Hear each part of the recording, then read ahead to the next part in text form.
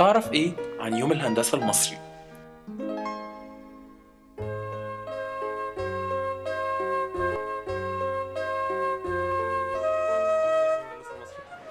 يوم الهندسة المصري؟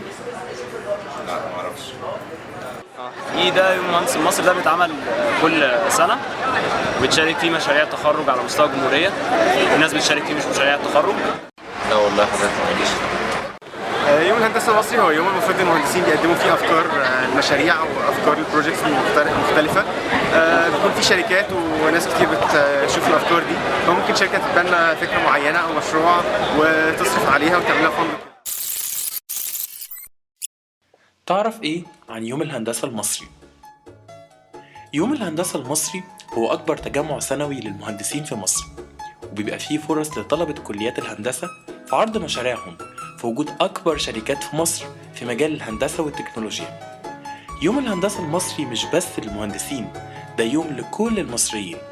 لازم كلنا نبقى هناك عشان نشجع الإبداع والابتكار وعشان نساهم في تطوير بلدنا.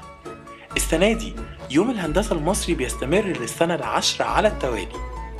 10 سنوات بنخدم زمايلنا الطلبة، 10 سنوات بنقرب من طلبة الكليات ومجال الصناعة، 10 سنوات بنطور في بلدنا. يوم الهندسة المصري 10 سنوات في خدمة مصر.